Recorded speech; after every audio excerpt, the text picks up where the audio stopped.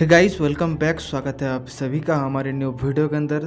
तो आज हम लोग बात करने वाले हैं एक ऐसी मूवी के बारे में जो मूवी दर्शाती है कि आप चाहो तो क्या कुछ नहीं कर सकते, आप चाहो तो असंभव को भी संभव बना सकते हो।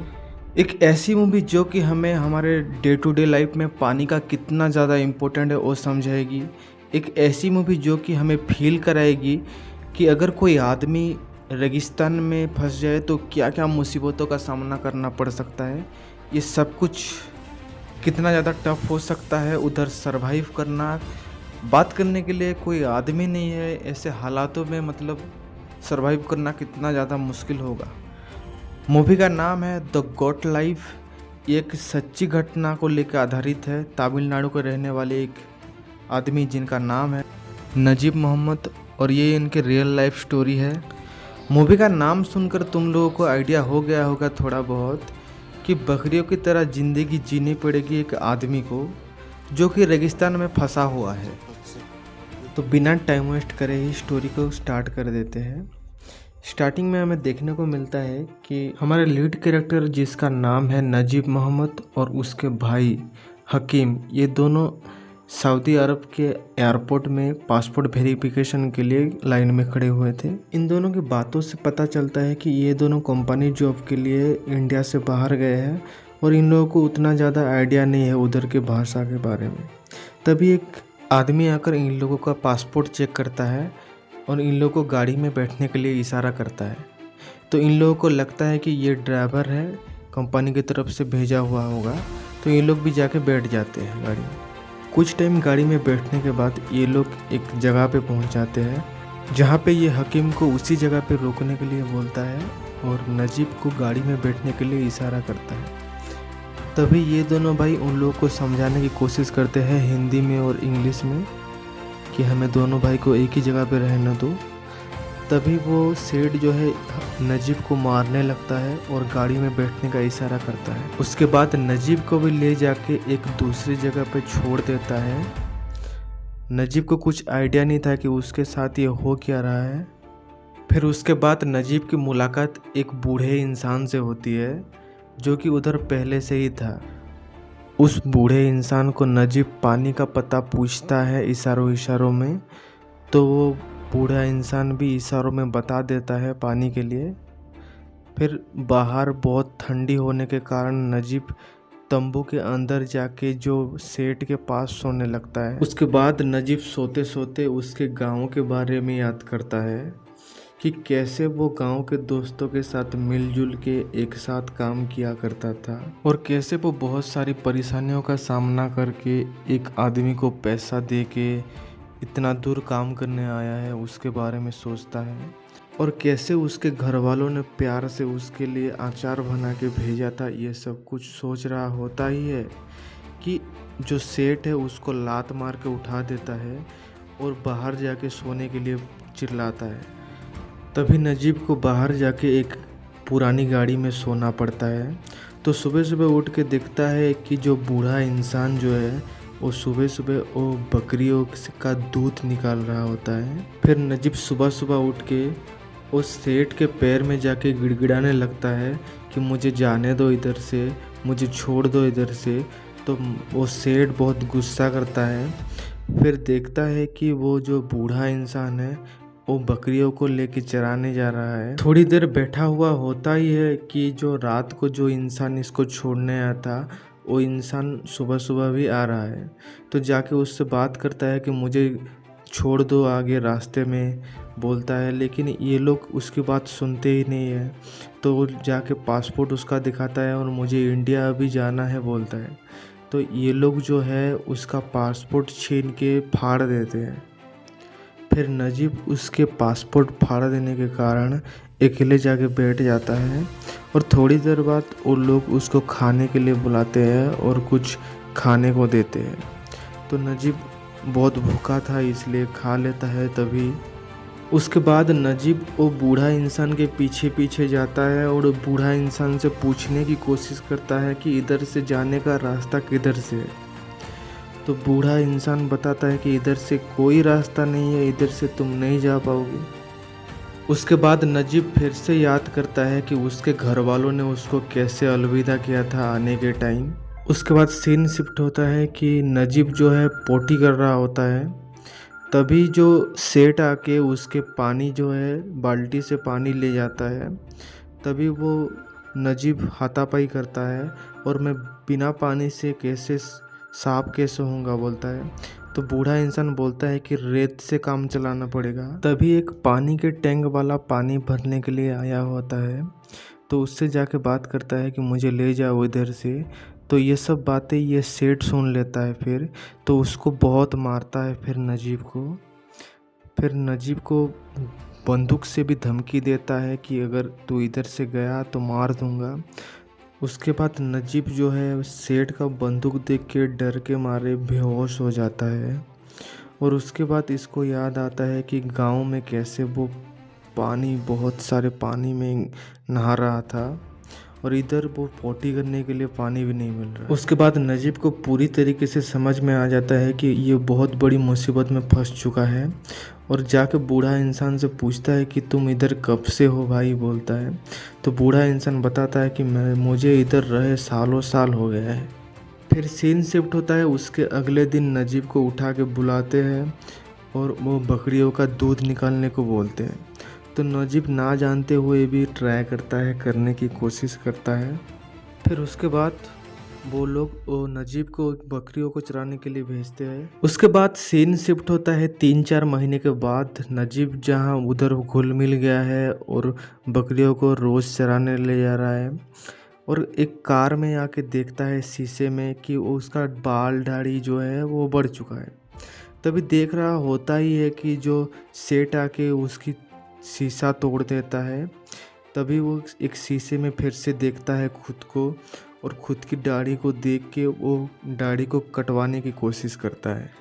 उसका मानसिक संतुलन भी थोड़ा बहुत बिगड़ रहा होता है।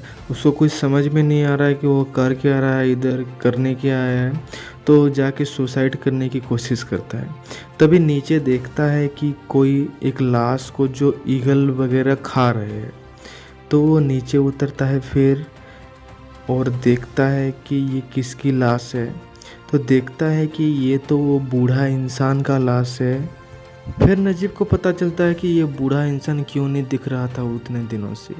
फिर उसके घर वालों की याद आती है, इसलिए नजीब जाके वो जो आचार भी दिए थे घर वाले उसको सूंघता है और खाता है। फिर डिसाइड करता है नजीब की इधर से कैसे भी करके निकलना होगा, इसलिए भागने की कोशिश करता है। फिर भागने के टाइम जो सेठ है वो दूरबीन में देख लेता है। तो नजीब का पीछा करके नजीब को बहुत बुरी की तरीके से मारता है। फिर एक पैर को भी तोड़ देता है। फिर उसके बाद नजीब को ले जाके एक रस्सी में बांध दिए थे। तो नजीब कैसे भी करके रस्सी को खोल के पानी पीने के लिए जाता है। तो देखता है बाल्टी में भी पानी नहीं है। तो एक कटोरे में जहाँ बकरियों के लिए पानी था उसमें से पानी पीता है बकरियों की तरह।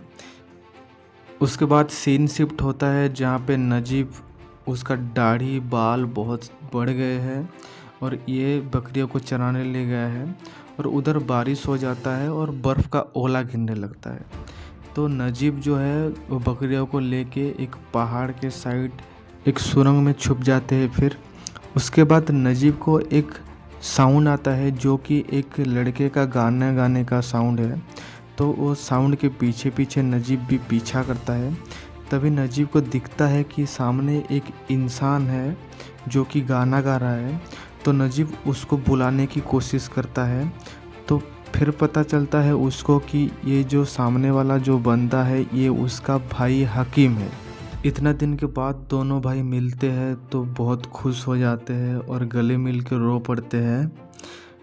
फिर सीन शिफ्ट होता है कि इसका जो हकीम का जो मालिक है वो गाड़ी में आ जाता है। तो इसको जल्दी से भागना पड़ता है। फिर कुछ दिन बाद ये दोनों भाई फिर से मिलते हैं क्योंकि उस दिन हड़बड़ी के वजह से दोनों के बीच बातचीत नहीं हो पाया था अच्छे से। तो दूर से ही इशारे में बात करते हैं और हकीम जो है उसके भाई नजीब के लिए एक चिट्ठी लिखता है और उधर रख देता है। फिर नजीब जाके वो चिट्ठी को निकालता है और पढ़ता है जिसमें लिखा हुआ होता है कि हकीम का एक फ्रेंड है जो कि हाल ही में आया है, उसका नाम कादरी है और वो बंदा को इस इलाके के सारे रास्ते जो है मालूम है। तो वो अगर हेल्प करेगा तो ये लोग यहाँ से भाग सकते हैं। फिर सीन शिफ्ट होता है कि हकीम, नजीब और वो जो कादरी है जो जिसको सारे रास्ते मालूम है, ये तीनों मिलते हैं एक जगह पे और फिर प्लान बनाते हैं कि कैसे इधर से निकाला जाए। तभी इन लोग का प्लान वगैरह सब कुछ सेटल हो जाता है। फिर अगले दिन नजीब देखता है कि उसका सेठ जो है वो बाहर गया है। तो वो मौका को देख के वो सीधे नहाने के लिए चला जाता है, क्योंकि वो बहुत दिनों से नहाया नहीं था। तो नहा के रेडी होके भागने के लिए तैयार हो जाता है।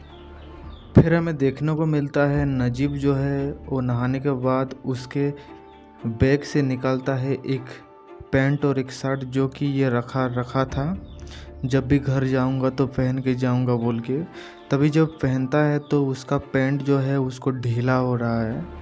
तो वो एक रस्सी की मदद से बांधता है और एक जो घर वाले जो अचार का डब्बा देते उसको फिर से सूंघता है, क्योंकि ये बार बार इसलिए सूंघ रहा है कि ये घर की याद दिला रही है, और ये अचार को भी खाता है। फिर नजीब जो है वो बकरियों को कुछ खाने को देता है और अलविदा बोलता है, क्योंकि इन लोगों के साथ भी ये बहुत इमोशनली अटैच हो गया था। उसके बाद नजीब का भाई हकीम और उसका फ्रेंड कादरी, ये तीनों निकल जाते हैं उधर से। उसके बाद ये तीनों तो भाग तो जाते हैं उधर से, लेकिन इन लोगों को पता नहीं था कि आगे जाके इन लोगों को और एक बड़ी मुसीबत जो कि सामने आने वाली है। तो ये लोगों की मुसीबत ये थी कि इन लोगों को पानी नहीं नसीब होगा उधर। एक तो सारे रास्ते पैदल ही चल के जाना पड़ेगा, और दूसरे में एक पानी भी नहीं नसीब होगा। तो नजीब का जो पैर है उसके चप्पल नहीं था उसके पास, तो पैर पूरा सूज जाता है। तभी जो कादरी है उसका जैकेट निकाल के उसके पैर में बांध देता है। फिर कुछ दूर चलते हैं फिर साथ में। उसके बाद क्या होता है, जो हमारा हकीम है उसको बहुत तेज़ प्यास लगती है और वो जो है कादरी के साथ फाइट करने लगता है कि मैं अगर उधर रुक जाता तो मुझे पानी नसीब होता, लेकिन तुम्हारे वजह से मैं इधर आया और तुम कहाँ कहाँ भटका रहे हो मुझको। बहुत ज़्यादा प्यास के कारण हकीम जो है रेत को खाने लगता है और मर जाता है। फिर हकीम को छोड़ के नजीब और कादरी दोनों फिर निकल जाते हैं इधर से, और थोड़ा दूर चलने के बाद इन लोगों को फिर पानी नसीब होता है। तो ये दोनों उधर रुक जाते हैं कुछ टाइम और पानी पी लेते हैं। कादरी को एक कोका कोला का बोतल मिलता है जहाँ पे ये पानी रखेगा। फिर दोनों फिर उधर से निकल जाते हैं और एक जगह पर रेस्ट करते हैं। फिर जब नजीब उठ के देखता है तो कादरी नहीं है। कादरी को ढूंढता है, लेकिन देखता है कि एक बोतल में जो है पानी रखा हुआ है, जो कि कादरी रखा है नजीब के लिए, और चला गया है। तभी इधर उधर देखता है तो पास में ही एक रोड दिखता है इसको। तो जाके उधर लिफ्ट मांगता है। एक दो गाड़ी आता है, लेकिन कोई भी नजीब को बिठा नहीं रहा होता है। फिर एक बंदा जो आता है वो नजीब के पास रोकता है उसका कार, और फिर बिठाता है और पानी भी पिलाता है, और ये बंदा ही इसको लेके जाता है और एक मस्जिद में छोड़ देता है। फिर नजीब को उधर के पुलिस वाले ले जाके नहाते हैं और उसका बाल भी काटते हैं। फिर उसको उसके घर वालों से बात भी कराते हैं, और फिर उसका पासपोर्ट बनाते हैं और इंडिया के लिए फिर इसे भेज देते हैं। Thanks for watching.